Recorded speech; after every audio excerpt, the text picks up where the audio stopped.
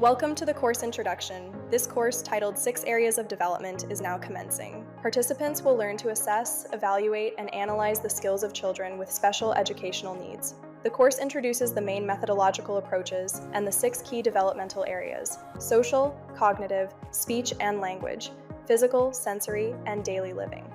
Upon successful completion, specialists will be equipped to develop individual development programs, IDPs, based on assessment results, interpret data, and formulate recommendations for both parents and professionals.